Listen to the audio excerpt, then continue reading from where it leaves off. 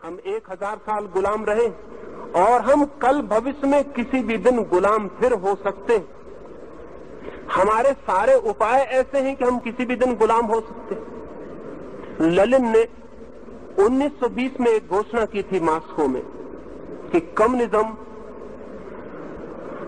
Moscow से यात्रा करके पेकिंग होता हुआ कलकत्ते से गुजरता हुआ लंदन पहुंच जाएगा। पेकिंग तो पहुंच गया और कलकत्ते में भी पैरों की आवाज सुनाई पड़ने लगी। आज कलकत्ते की सड़कों पर जगह जगह पोस्टर लगे हुए हैं कि चीन के अध्यक्ष माओ हमारे भी अध्यक्ष, चीन के चेयरमैन माओ से तुंग भारत के भी चेयरमैन हैं। ये कलकत्ते की सड़कों पर जगह जगह पोस्टर लगे हैं। हम गुलामी को फिर बुलाने की चेष्टा में लग गए और इसके पहले भी हिंदुस्तान में जितनी बार गुलामी आई हमने बुलाया। 1000 साल गुलाम रहने के बाद भी हमें कुछ अंदाज नहीं है, हम फिर गुलामी बुला सकते हैं। हम नए नामों से गुलामी बुला लेंगे। कम्युनिज्म हिंदुस्तान के लिए गुलामी सिद्ध होगी और आज बंगाल में जो दिखाई पड़ रहा है कल पूरे हिंदुस्तान में दिखाई पड़ेगा। आज बंगाल में जो है वो कल पूरे हिंदुस्तान में फैल जाएगा, इसमें बहुत आश्चर्य नहीं, क्योंकि हम डरे हुए लोग, हम मरने से भयभीत लोग, हम बिना किसी चीज से कुछ भी आए उसे झेलने को सदा तत्पर और उसमें ही संतुष्ट हो जाने के लिए राजी लोग। बूढ़ा आदमी भय के कारण हर चीज से राजी हो जाता है, जवान आदमी लड़ता है। जवान आदमी जिंदगी को बदलने की कोशिश करता है, बूढ़ा आदमी जिंदगी जैसी होती है उसके लिए राजी हो जाता है। बूढ़ा आदमी कहता है सब भाग्य, जवान आदमी कहता है भाग्य हमारे श्रम के अतिरिक्त और कुछ भी नहीं। बूढ़ा आदमी कहता है जो भी कर रहा है भगवान कर रहा है, जवान आदमी कहता है जो भी हम करेंगे भगवान का आशीर्वाद उसे उपलब्ध होगा। जवान आदमी एक संघर्ष और बूढ़ा आदमी एक संतोष, एक सेटिस्फैक्शन। अगर गुलामी आ जाए तो उससे भी संतोष कर लेंगे, गरीबी आ जाए उससे भी संतोष कर लेंगे, जो भी हो जाए उससे हम संतुष्ट हो जाएंगे। संतुष्ट अगर हमने होने की आदत नहीं बदली तो इस मुल्क को भविष्य में और भी महाअंधकार देखने के क्षण आ सकते हैं। मैं अभी बंगाल में था तो बंगाल में जो मुझे दिखाई पड़ा, चाहता हूं पूरे मुल्क के एक एक युवक को कह दूं कि वो गुलामी को निमंत्रण है और बंगाल राजी हो जाएगा। बंगाल में 10-25 आदमी अगर एक सड़क पर एक पुलिस वाले की हत्या कर रहे हैं तो पूरे लोग अपने दरवाजे बंद करके बैठ रहेंगे। वे भीतर बैठ के इस बात की निंदा करेंगे कि बहुत बुरा हो रहा है, लेकिन उस बुरे के खिलाफ लड़ने बाहर नहीं निकलेंगे। अगर एक बस में आग लगाई जा रही तो यात्री बस में चलने वाले उतर के नीचे खड़े हो जाएंगे और खड़े होकर चर्चा करेंगे बहुत बुरा हो रहा है, लेकिन कोई उन आग लगाने वाले 5 आदमियों को रोकने की हिम्मत नहीं जुटाएगा। इतनी कायर कौम कैसे जवान हो सकती, इतना कमजोर चित्त कैसे जवान हो सकता। पूरा बंगाल देखता रहेगा, थोड़े से लोग बेवकूफियां करेंगे और पूरा बंगाल झुक जाएगा और आज नहीं कल पूरा हिंदुस्तान झुक जाएगा। 2 लाख आदमियों की बस्ती में 200 आदमी कुछ भी करना चाहे तो 2 लाख की बस्ती झुक जाएगी और राजी हो जाएगी। हिंदुस्तान पर चीन का हमला हुआ तो सारा हिंदुस्तान कविता करने लगा था, आपको भी पता होगा। सारा हिंदुस्तान कहने लगा था कि हम सोए हुए शेर हैं, हमें छेड़ो मत। तो मैंने कई कवियों से पूछा कि शेरों ने कभी भी नहीं कहा है कि हम सोए हुए शेर हैं, हमें छेड़ो मत। छेड़ो और पता चल जाता है कि शेर है या नहीं। कविताएं करने की जरूरत नहीं होती, लेकिन पूरे हिंदुस्तान ने कविताएं की, जगह जगह कवि सम्मेलन हुए, लोगों ने तालियां बजाई और जिन लोगों ने कविताएं की कोई को पद्मश्री की उपाधि मिल गई, कोई राष्ट्र कवि हो गया, किसी को राष्ट्रपति ने स्वर्ण पदक भेंट कर दिए और चीन हिंदुस्तान की जमीन दबा के बैठ गया और वो सोए हुए शेर सब फिर वापस कविता करके सो गए। उनका कुछ भी पता नहीं चला कि वो कहां चले गए।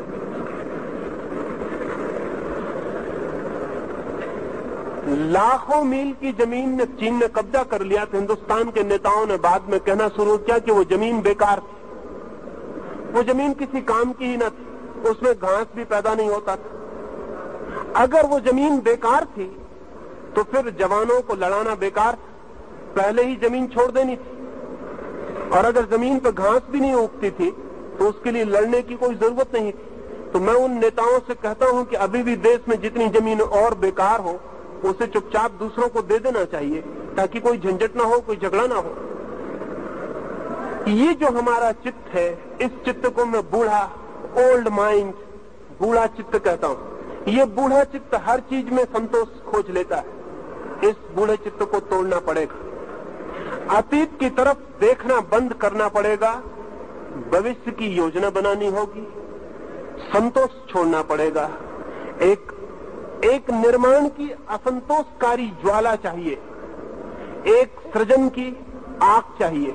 और वो आग तभी होती है जब हम हर कुछ के लिए राजी नहीं हो जाते, जब हम दुख को मिटाने का संकल्प करते हैं, अज्ञान को मिटाने का संकल्प करते हैं, जब हम बीमारी को तोड़ने का संकल्प करते हैं, जब हम दीनता, दरिद्रता और दासता को मिटाने की कसम खाते हैं, तब भविष्य निर्मित होना शुरू होता है। एक छोटी सी कहानी और अपनी बात में पूरी करूंगा।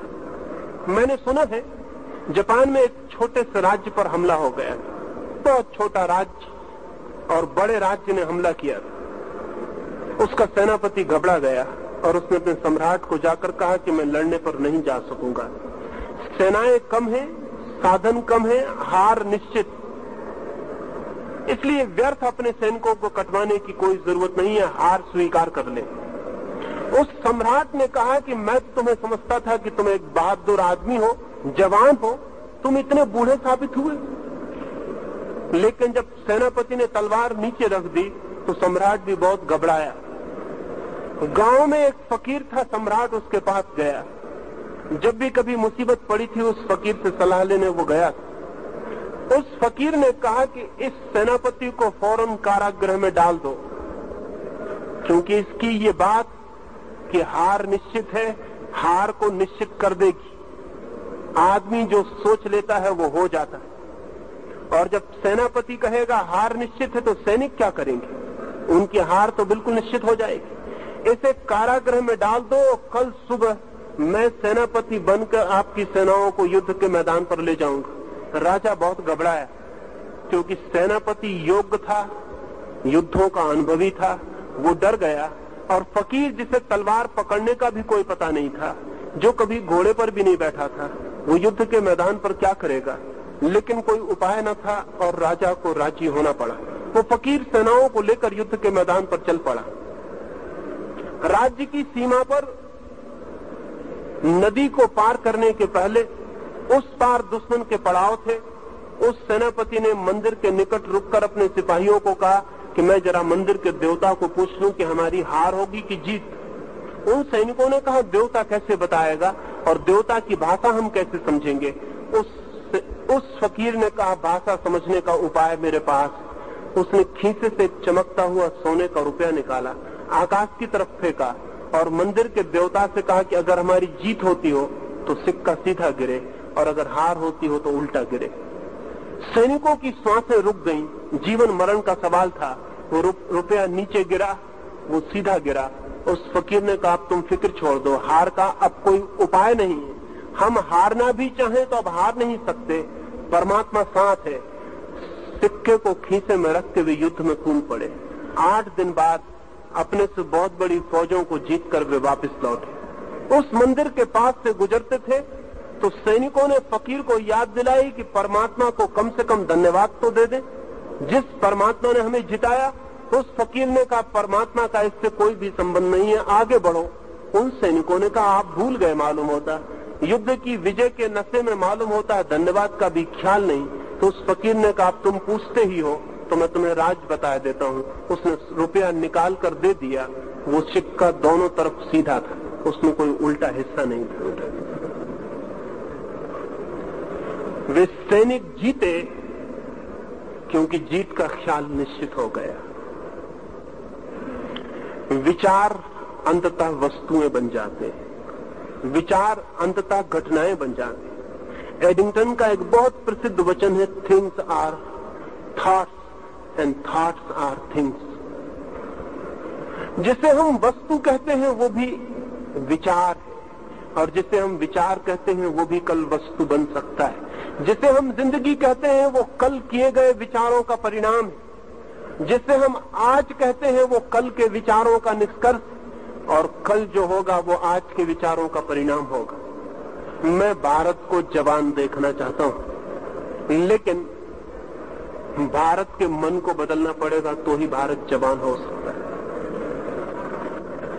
मैं भारत को बूढ़ा नहीं देखना चाहता हूं। हम बहुत दिन बूढ़े रह चुके, हम बूढ़े हैं हजारों साल से। ये भारत का बुढ़ापा तोड़ना पड़ेगा, इस भारत के बुढ़ापे को मिटाना पड़ेगा। इस भारत के बुढ़ापे को अगर हम नहीं मिटा पाए तो अब तक हमने जो गुलामियां देखी थी वो बहुत छोटी थी। ना तो मुसलमान इतनी बड़ी गुलामी ला सकते थे, ना अंग्रेज इतनी बड़ी गुलामी ला सकते थे जितनी बड़ी गुलामी कम्युनिज्म हिंदुस्तान में ला सकता है। और कम्युनिज्म की गुलामी और भी खतरनाक इसलिए है कि अब तक जो भी गुलामियां थी वे गुलामियां वैज्ञानिक नहीं थी। कम्युनिज्म पहली दफा टेक्नोलॉजिकली वैज्ञानिक ढंग से आदमी को गुलाम बनाने में समर्थ है। आज चीन में आदमियों का माइंड वॉश किया जा रहा है। आदमी को मारने की जरूरत भी नहीं, उसके दिमाग को पूरा धो के साफ किया जा सकता है, जैसे स्लेट पट्टी को धो के साफ किया जा सकता है। ये गुरुद्वारे, ये मंदिर, ये मस्जिद ज्यादा दिन नहीं बचेंगे। अगर हिंदुस्तान पर कम्युनिज्म आता है तो हमारे दिमाग ज्यादा दिन तक नहीं बचेंगे, जो थे वो पोंछ डाले जाएंगे। आज रूस में कहां है गुरुद्वारा, कहां है मस्जिद, कहां है मंदिर? आज चीन में कहां है? वो सब विदा हो गया। मनुष्य के धर्म पर सबसे बड़ा खतरा कम्युनिज्म।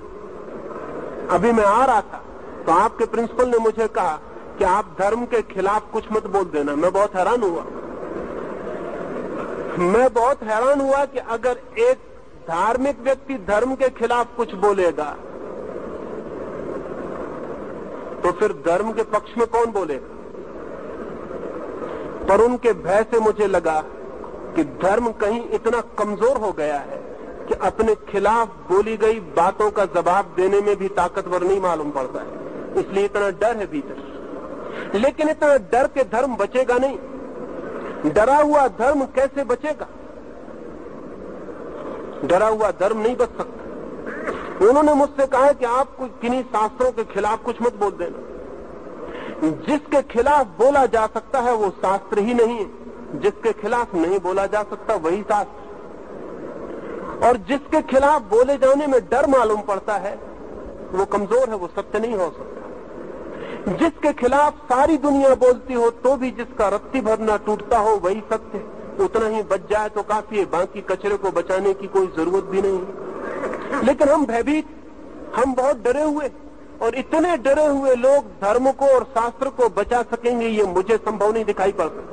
भारत का बूढ़ा मन धर्म की पूजा कर सकता है, धर्म को बचा नहीं सकता। भारत को जवान चित्त पैदा करना पड़ेगा, वही धर्म को बचा सकेगा। एक और अंतिम बात आपसे कह दूं, अगर हमने सिख धर्म को बचाना चाहा तो धर्म नहीं बचेगा। अगर हमने हिंदू धर्म को बचाना चाहा तो धर्म नहीं बचेगा। अगर हमने जैन धर्म को बचाना चाहा तो धर्म नहीं बचेगा। अगर हमने मुसलमान धर्म को बचाना चाहा तो धर्म नहीं बचेगा। अगर हमने धर्म को बचाना चाहा तो धर्म बच सकता है। असल में जब हम धर्मों को 50 हिस्सों में तोड़ देते हैं तो अधर्म से लड़ने की ताकत कम हो जाती है। अधर्म से लड़ेगा कौन? धर्म आपस में लड़ते हैं, मंदिर मस्जिद लड़ते हैं। कम्युनिज्म से कौन लड़ेगा? हिंदू मुसलमान लड़ते हैं, हिंदू सिख लड़ते हैं, हिंदू जैन लड़ते हैं। आज भी चीन में बौद्धों का मठ गिराया जा रहा है, मुसलमानों की मस्जिद गिराई जा रही है, ईसाइयों का चर्च तोड़ा जा रहा है। फिर भी बौद्ध ईसाई के खिलाफ बोले चले जाते हैं, ईसाई मुसलमान के खिलाफ बोले चले जाते हैं, मुसलमान बौद्धों के खिलाफ बोला चला जाता है। ये धार्मिक आदमी है या पागल हो गए लोग? अगर धर्म को दुनिया में बचाना है तो धर्म को बचाने की तैयारी करनी पड़ेगी, छोटे छोटे मोह छोड़ने पड़ेंगे। मेरा धर्म नहीं बचेगा, अब धर्म बच सकता है, और धर्म तभी बच सकता है जब धर्म आपस में लड़ने का पागलपन बंद कर दे।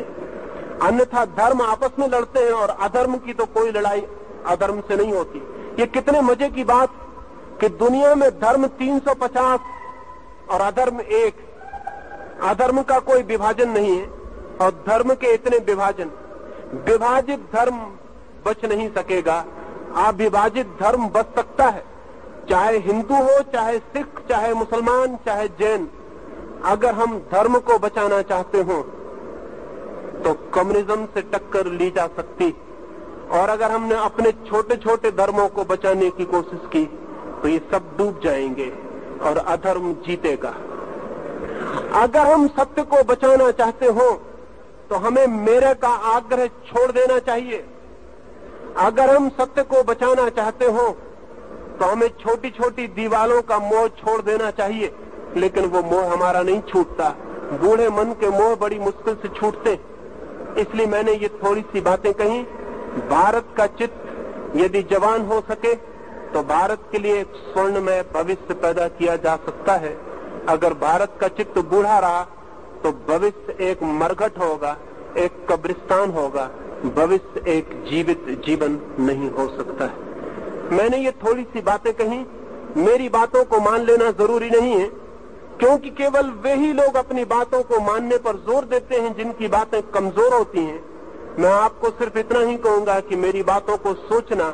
अगर उनमें कोई सच्चाई होगी तो वो सच्चाई आपको मनवा लेगी, और अगर वे असत्य होंगी तो अपने आप गिर जाएंगी। मेरी बातों को मानने की कोई भी जरूरत नहीं है, मेरी बातों को सोच लेना काफी है। अगर आप सोचेंगे, विचारेंगे, तो जो सत्य होगा वो आपको दिखाई पड़ सकता है, और सत्य दिखाई पड़े तो जीवन में क्रांति शुरू हो जाती है और युवा चित्त का जन्म प्रारंभ हो जाता है। मेरी बातों को इतने प्रेम और शांति से सुना, उससे बहुत अनुग्रहित हूं। और अंत में